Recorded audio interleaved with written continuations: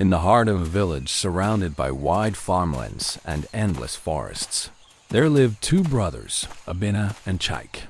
They were sons of the late Chief Nadi, a man remembered for his wisdom, honesty, and the wealth he gathered through farming and trade. Chief Nadi had passed on years ago, leaving behind not just his farmland, his goats and his compound, but also his name and legacy. His words still echoed in the ears of many. Brothers are like the two hands of a man. If one hand betrays the other, the whole body will feel the pain. Obina, the elder brother, carried himself with humility and responsibility.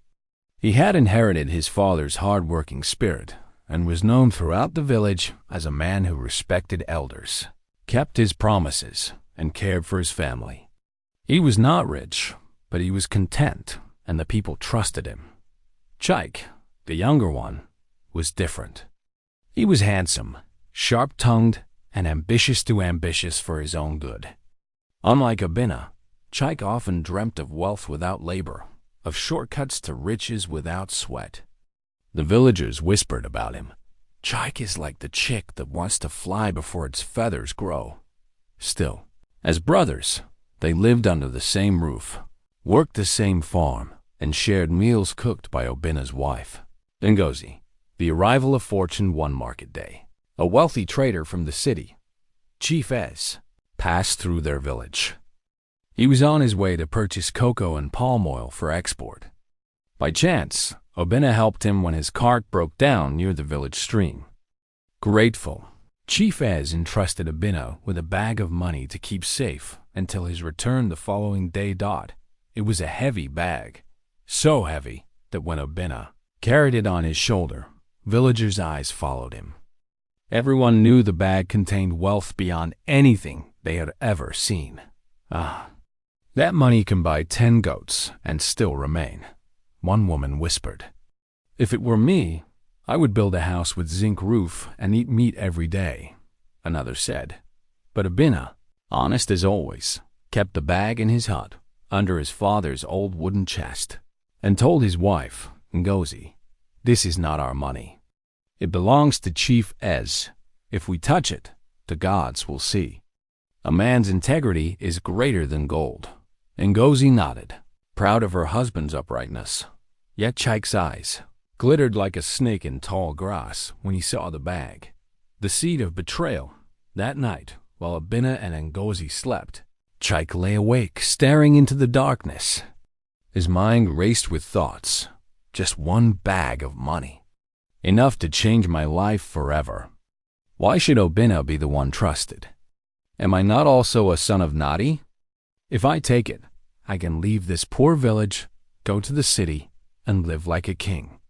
Nobody will ever know. But even as he thought these things, his father's old proverb returned to him. The goat that eats yam tied to the roof forgets the rope around its neck. Still, greed silenced wisdom. By dawn, the seed of betrayal had taken root in Chaik's heart. Suspicion in the village. The following morning, Chief Ez returned for his money. Obina brought out the bag, untouched, and handed it back. Chief Ez smiled, praising him before all who gathered. This man is trustworthy. A bag of money sat in his house, yet not a coin was missing. People like him are rare. The villagers clapped, but among them, Chaik's heart burned with envy. Later, as men gathered under the big Iroko tree, the gossip began. Obina has the heart of his father, said one elder. True, replied another, but I wonder if his brother Chaik would do the same if temptation came to him. Such words traveled fast, as gossip always does, and Chaik heard them all. His pride stung, and his envy deepened.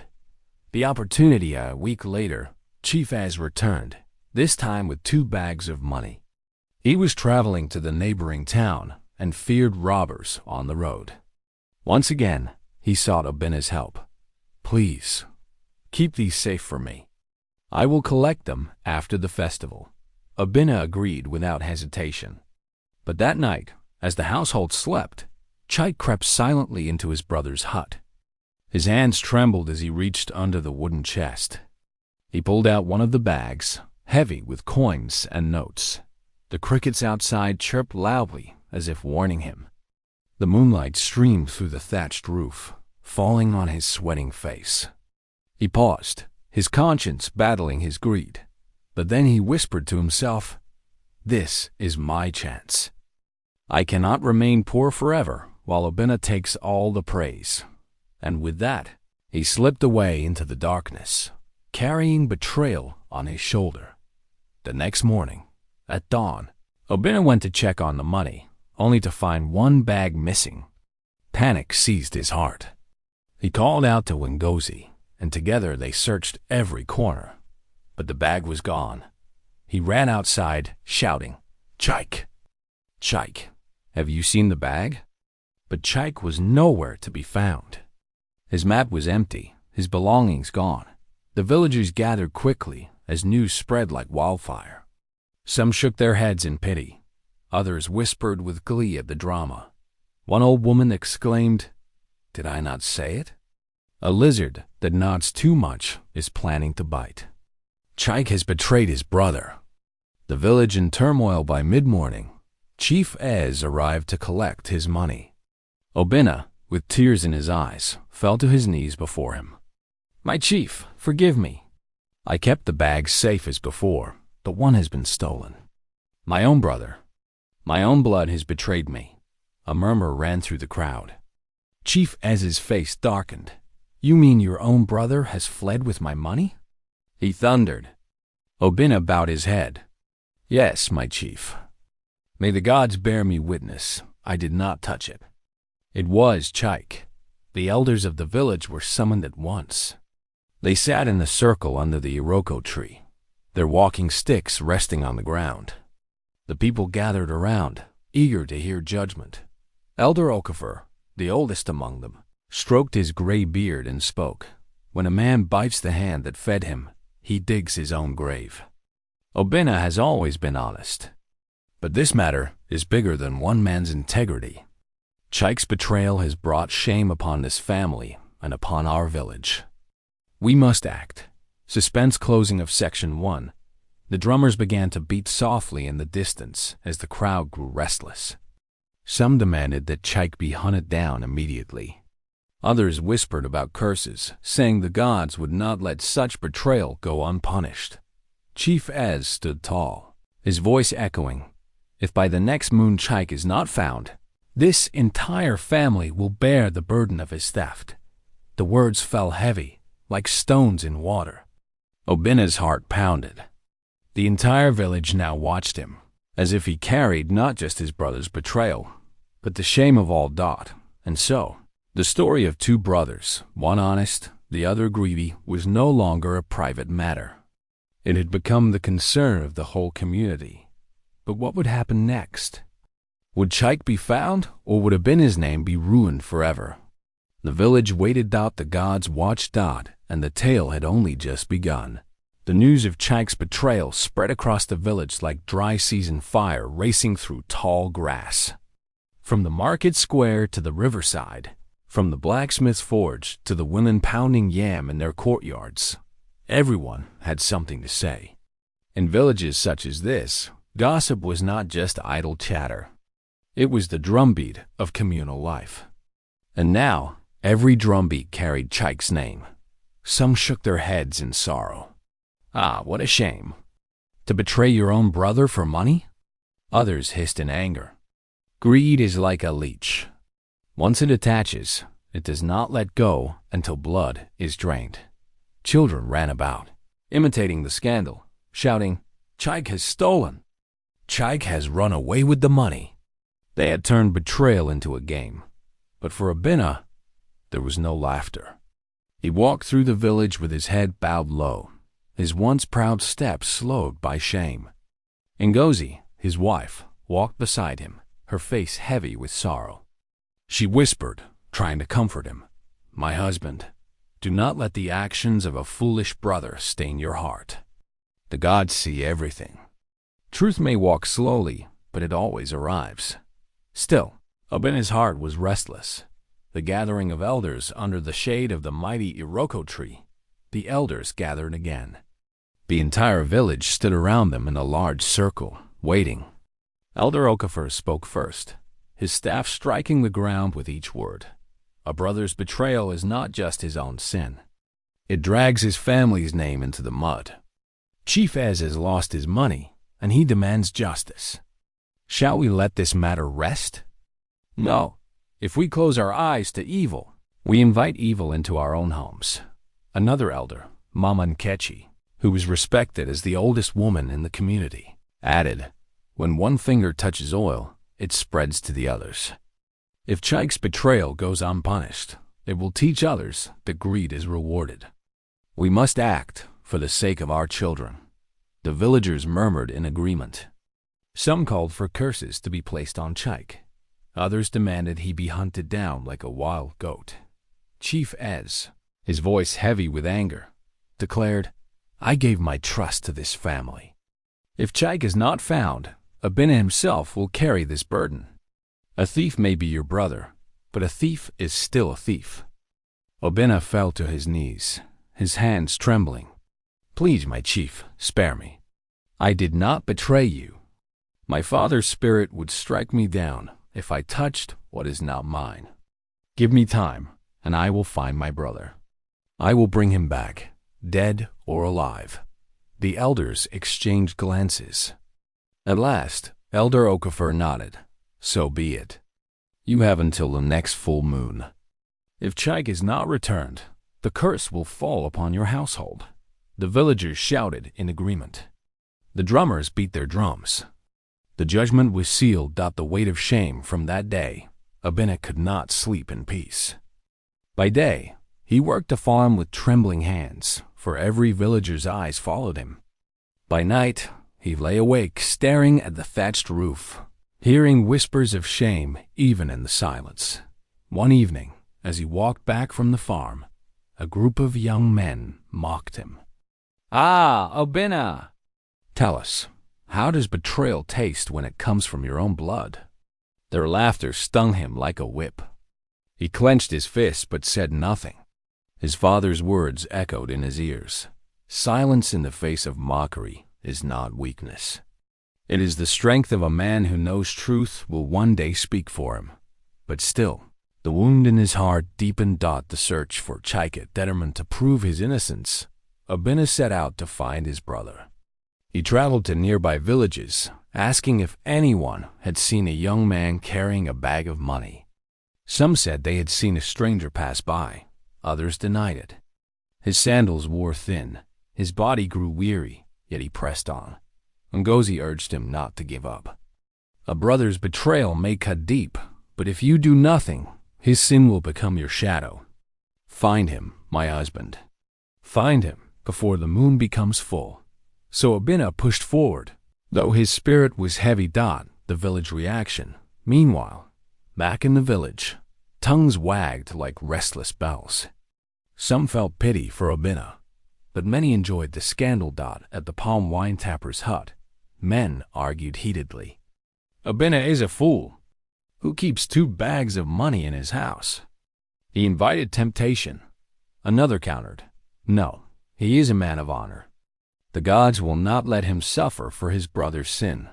At the river, women gossiping as they washed clothes shook their heads. "Did you hear? They say Chaik is hiding in the city now, eating meat every day while his brother suffers." Another spat into the water. "Let him eat. A thief may enjoy stolen food, but it will choke him in the end." Thus, the village was divided. Some cursed Chaik's name. Others secretly admired his boldness. The warning of the oracle, as the days passed and the moon swelled toward fullness, Abina grew desperate. He sought the wisdom of the oracle, the seer who lived at the edge of the forest. The oracle, a frail man with chalk markings across his face, listened to Abina's cries. Then he spoke in a voice that seemed not his own. "Your brother has traded blood for coins. He believes he has escaped, but the gods are patient hunters. You, Abina, must not soil your hands with vengeance, or his curse will become yours. The truth will rise, as the sun rises after night." Abina trembled. But what of Chief Ez's money? What of the shame upon my family? The oracle only shook his head and said, "A clay pot may hide water, but it cannot hide the sound of the river. The truth will reveal itself in time." The community divides. The oracle's words spread back to the village. Some believed them, others scoffed. "Ah, these seers always speak in riddles," one man sneered. But others warned, "Better to listen. The gods are not blind." As the deadline drew closer, the village grew tense. Some villagers began avoiding Obina altogether, fearing that his family's curse might spread to them. Mothers warned their daughters, "Do not marry into that family. Betrayal runs in their blood." Obina's once honored name was dragged through the dust. The elders call again 3 nights before the full moon. The elders summoned Obina once more. Elder Okafor's voice was sharp. "Obina, you promised to return your brother, yet he is nowhere to be found. Are we fools? Are we to believe your innocence while Chief Ez suffers loss?" Chief Ez added, his eyes blazing, "My patience wears thin. If the money is not returned, I will demand repayment, even if it costs Obina his land and goats. A man must pay for his brother's crime." The villagers murmured approval. Obina's chest grew heavy, but he raised his voice. "Great elders, I have searched day and night. I have walked until my feet bled, yet I have not found him. Must I pay for a crime I did not commit? The gods see my heart." Elder Okafor struck his staff on the ground. "The gods may see, but the village sees only disgrace. If by the full moon you do not bring him, you shall bear his punishment." The drums beat once more. The judgment was final. That night, as the moon rose high, Obina sat outside his hut, staring into the darkness. Ngozi wept quietly beside him. The cries of owls echoed from the forest, a sign of ill omen.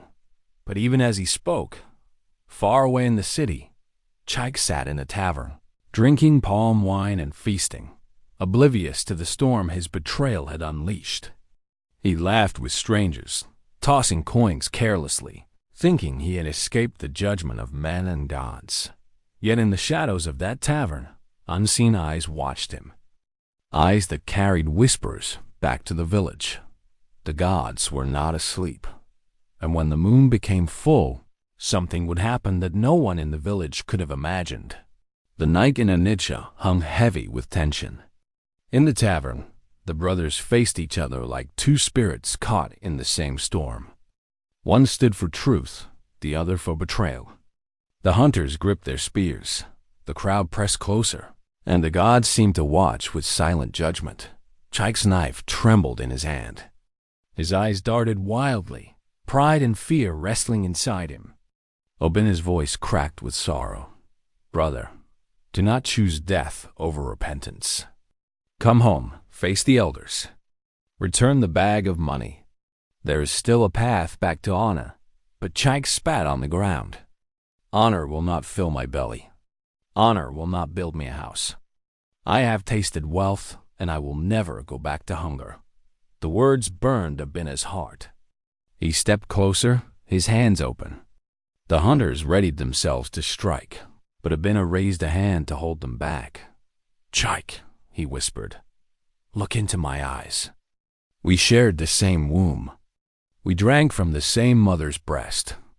I would die for you. But if you raise that knife against me, you will not be striking your enemy.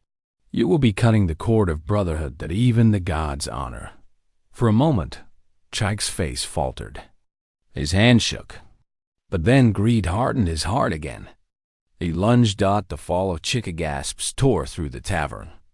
Obina swayed aside at the last moment. The knife missed his chest but grazed his arm. Pain seared him, yet his eyes stayed locked on his brother. The hunters reacted instantly. Okik swung his spear, knocking the knife from Chaik's hand.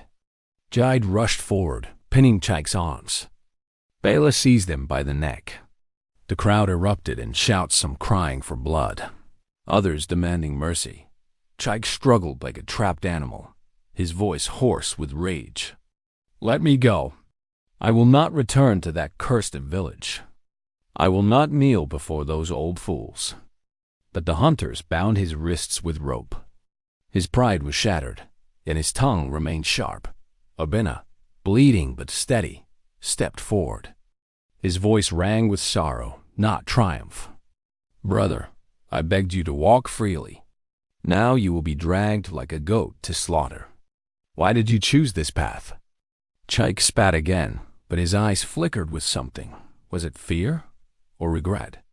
The return home, the journey back to the village, was heavy with silence.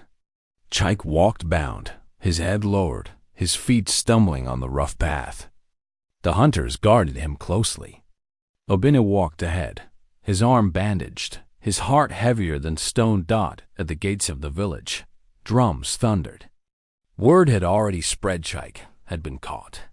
The entire community gathered under the iroko tree once more. Lanterns glowed, faces strained with anticipation. The elders sat waiting. Chief Ez leaned on his staff, his jaw tight. Maman Kechi's eyes blazed with wisdom and sorrow. When the hunters dragged Chike forward, the crowd roared, some in anger, some in relief. Mothers clutched their children closer, whispering that they were witnessing a story that would live for generations. The trial elder Okafor rose, his staff striking the earth 3 times. "The gods have answered. The thief has been brought home. Now justice must speak." Chief Ez stood, his face stern. "Chike, son of Nadi, you stole from me, and worse, you betrayed your own blood. Do you deny it now?" Chike's head hung low. His voice was barely a whisper. "I do not deny it." A murmur ran through the crowd. Some shouted, "Punish him." Others cried, "Let him confess more." Maman Kechi rose, her voice clear. "Chike, you sought gold but found chains. The gods forgive those who repent, but pride blocks the road to mercy. Speak and cleanse your tongue." At last, Chike lifted his eyes, tears streaking his face. For the first time, his voice broke. "I thought money would give me freedom. I thought if I had wealth, I would no longer feel small. But in chasing silver, I lost myself. I betrayed my brother, the only man who ever stood by me. I betrayed my village. I betrayed our father's name. I am ashamed." The crowd hushed. Even the crickets seemed to still. Obinna's eyes filled with tears. Judgment and mercy, the elders whispered among themselves. At last, Elder Okafor spoke. "Chike, your sin is heavy, but your confession lightens it. You will repay Chief Ez in full. Your lands and goats shall be sold. You will work until the debt is paid. But your life will not be taken. For though the hand that steals deserves punishment, the rope of brotherhood cannot be cut so easily." The crowd nodded. Chief Ez, though still stern, accepted the judgment. Obinna stepped forward, his voice trembling. "My brother has wronged me, yet I cannot cast him away. Let his punishment fall, as the elders say, but let him also find a chance to rebuild his honor. For a man without honor is already dead." Chike fell to his knees, sobbing. For the first time, he pressed his forehead to the ground before his brother. "Forgive me, Obinna. I thought wealth was my salvation, but I see now that you were the wealth I threw away." Obinna bent, lifting him up. "Rise, brother. The gods have spared you. Do not waste this second chance." The final lesson, the village dispersed slowly, murmuring about the night they had witnessed. Mothers told their children, "Learn from Chike, for greed burns faster than fire." Fathers warned their sons, "Let honesty be your path, even when hunger bites." Obinna and Ngozi returned home, their hearts scarred yet strengthened. Their hut was still humble, their harvest still modest, but their honor was whole. Chike labored for many moons, repaying Chief Ez. His back bent, his hands blistered, but his pride was broken. Slowly he began to walk the path of humility. He would never again know the careless laughter of stolen wealth. but he would learn the quiet peace of redemption. And so, the story of the two brothers spread across villages and generations. It became a tale told by firesides. Do not betray the one who would give his life for you. For wealth fades, but honor remains. And he who trades brotherhood for silver will find that his hands are filled only with dust.